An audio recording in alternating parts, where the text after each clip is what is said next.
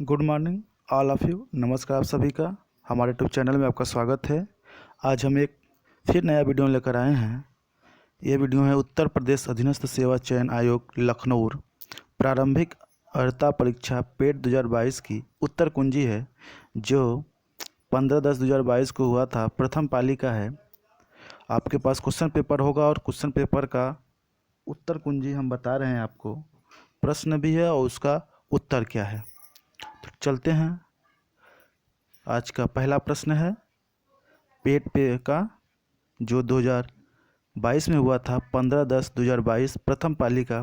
तो पहला क्वेश्चन है, निम्नलिखित में से किस युग में तांबे का पहली बार उपयोग किया गया था। निम्नलिखित में से किस युग में तांबे का पहली बार उपयोग किया गया था। तो इसका आंसर था ताम्र पाषाण युग में।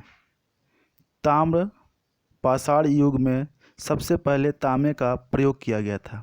प्रश्न संख्या 2 है, निम्नलिखित में से किस स्थान पर प्रथम बौद्ध संगति का आयोजन किया गया था। निम्नलिखित में से किस स्थान पर प्रथम बौद्ध संगति का आयोजन किया गया था। तो आंसर था राजगीर पर, स्थान था राजगीर।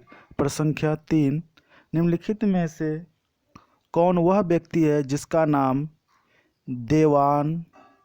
देवानामपीय पिदस्सीय भी था। निम्नलिखित में से वह कौन सा व्यक्ति था जिसका नाम देवानामपीय पियदस्सीय भी था। तो वह व्यक्ति थे मौर्य सम्राट अशोक। अगले पर चलते हैं। प्रश्न संख्या 4,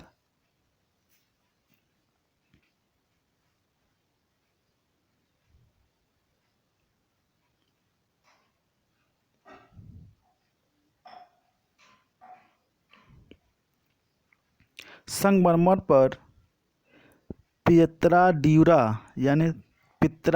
या रंगीन पत्थर की जड़ाई का काम किसके समय में बहुत लोकप्रिय था। संगमरमर पर पित्रा या रंगीन पत्थर की जड़ाई का काम किसके समय में बहुत लोकप्रिय था। तो शाहजहां के समय में बहुत लोकप्रिय था। अगले पर चलते हैं। प्रश्न संख्या 5 है, जब ईस्ट इंडिया कंपनी की स्थापना हुई तब भारत निम्नलिखित में से किसका शासन था। जब ईस्ट इंडिया कंपनी की स्थापना हुई तब भारत पर निम्नलिखित में किसका शासन था। तो मुगल सम्राट का शासन था। अगले पर चलते हैं। प्रश्न संख्या 6, भूदान ग्रामदान आंदोलन निम्नलिखित में किसके द्वारा शुरू किया गया था। भूदान ग्रामदान आंदोलन किसके द्वारा प्रारंभ किया गया था। तो इसका आंसर है विनोबा भावे के द्वारा प्रारंभ किया गया था। प्रश्न संख्या 7, दांडी नमक यात्रा के दौरान निम्नलिखित में से किस सामाजिक कार्यकर्ता ने गांधी जी को आंदोलनों को केवल पुरुषों तक सीमित न रखने के लिए राजी किया गया था। दांडी नमक यात्रा के दौरान निम्नलिखित में से किस सामाजिक कार्यकर्ता ने गांधी जी को आंदोलनों को केवल पुरुषों तक सीमित न रखने के लिए राजी किया था। तो थे आंसर है कमला देवी चट्टोपाध्याय। कमला देवी चट्टोपाध्याय ने किया था। अगले पर चलते हैं। प्रश्न संख्या 8,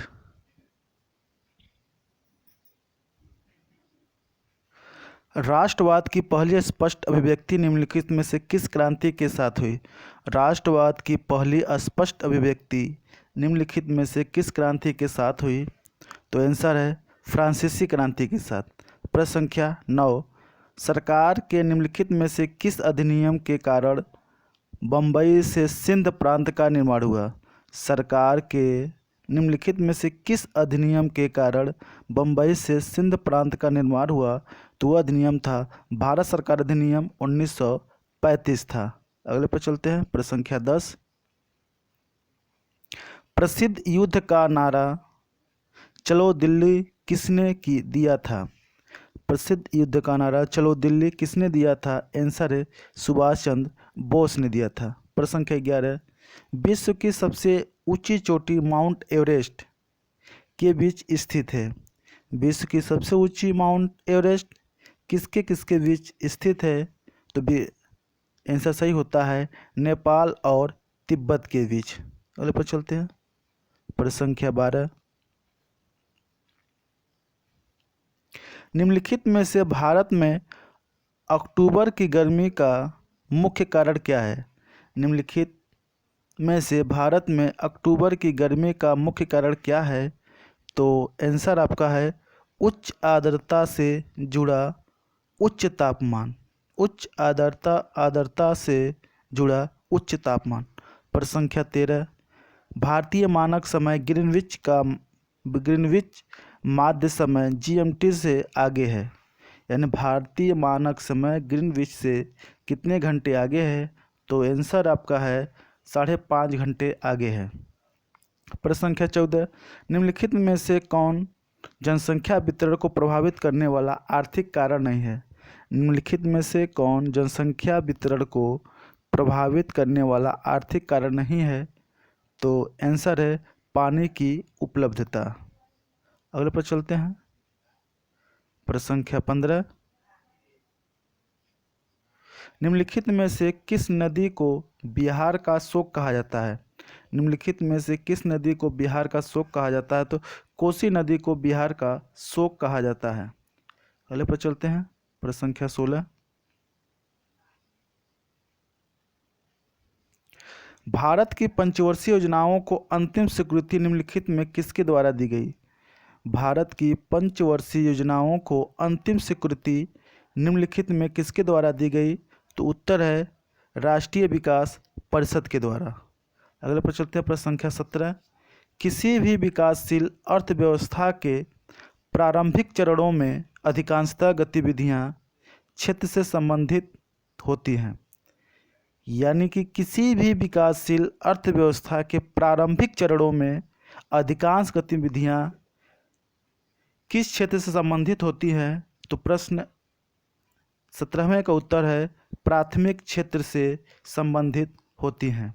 प्रश्न संख्या 18, निम्नलिखित में से कौन सा हरित क्रांति की रणनीति का हिस्सा था? निम्नलिखित में से कौन सा हरित क्रांति की रणनीति का हिस्सा था? तो उसमें जो विकल्प था सभी हरित क्रांति रणनीति का हिस्सा था, जैसे उन्नतशील के बीज, मशीनीकरण इत्यादि, और रासायनिक खाद भी था उसमें। प्रश्न संख्या 19, निम्नलिखित में से कौन एक वाणिज्यिक बैंक नहीं है? निम्नलिखित में से कौन एक वाणिज्यिक बैंक नहीं है? तो विकल्प में सभी वाणिज्यिक बैंक था, सिडबी जो कि वाणिज्यिक बैंक नहीं था। प्रश्न संख्या 20, निम्नलिखित में से कौन सा सार्वजनिक क्षेत्र का उपक्रम संसद के तहत एक विशेष कानून पारित करके स्थापित किया गया? निम्नलिखित में से कौन सा सार्वजनिक क्षेत्र का उपक्रम संसद के तहत एक विशेष कानून पारित करके स्थापित किया गया था? तो वह कानून था वैधानिक नियम।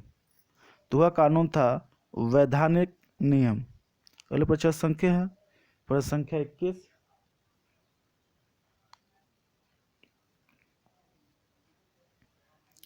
भारत की संघ कार्यकारिणी में निम्नलिखित में कौन शामिल नहीं है? भारत की संघ कार्यकारिणी में कौन शामिल नहीं है? तो राज्य के मुख्यमंत्री संघ में कार्यकारी नहीं होते हैं, जबकि प्रधानमंत्री और उसके मंत्री होते हैं। अगले पर चलते हैं। प्रश्न संख्या 22, के पास मौलिक अधिकार को लागू करने की शक्ति, यानी किसके पास मौलिक अधिकार लागू करने की शक्ति होती है? तो इसका आंसर आपके सामने है 22वें प्रश्न का, सर्वोच्च न्यायालय और उच्च न्यायालय को किसी के पास मौलिक अधिकार लागू करने की शक्ति होती है।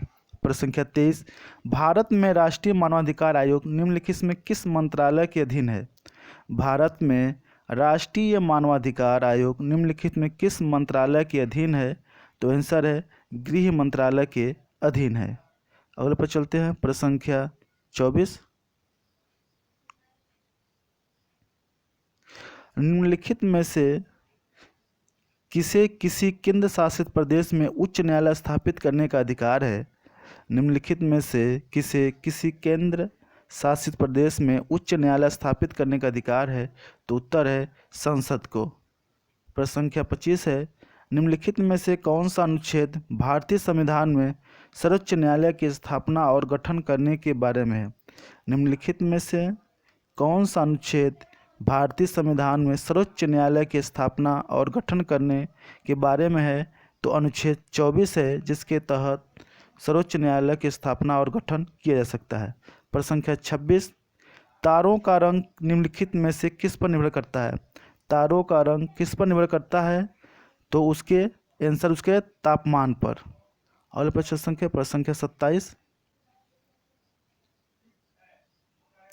निम्नलिखित में से कौन सी गैस ग्लोबल वार्मिंग के लिए जिम्मेदार है? निम्नलिखित में से कौन सी गैस ग्लोबल वार्मिंग के लिए जिम्मेदार है? तो आंसर है ग्रीन हाउस गैस। प्रश्न संख्या 28 चलते हैं, न्यूमोनिया मानव शरीर के निम्नलिखित में से किस अंग को प्रभावित करता है?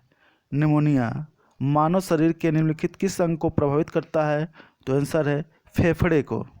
प्रश्न संख्या 29, निम्नलिखित में से कौन सा वनस्पति रेशा नहीं है? निम्नलिखित में से कौन से वनस्पति में रेशा नहीं होता है?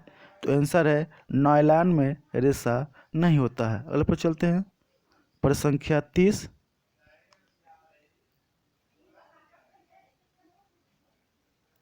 पादप कोशिका भित्ति निम्नलिखित में से किससे बनी होती है? पादप कोशिका भित्ति निम्नलिखित में से किससे बनी होती है? तो आंसर है सेलुलोज से बनी होती है। तो आंसर है पादप कोशिका सेलुलोज से बनी होती है। प्रश्न संख्या 31 से सवाल है, 5.21 गुणे 6.32 माइनस 2.9272, आंसर इसका आएगा 30। आप हल करेंगे तो आ जाएगा। अगले पर चलते हैं, प्रश्न संख्या 32 है, ये सवाल है 0.05 स्क्वायर प्लस 0.41 स्क्वायर प्लस 0.073 का स्क्वायर बटे 0.005 का स्क्वायर प्लस 0.001 स्क्वायर प्लस 0.0373 का स्क्वायर, और ये आपके सूत्र पर बैठेगा। इसका आंसर है 100 आएगा, आप हल करेंगे तो।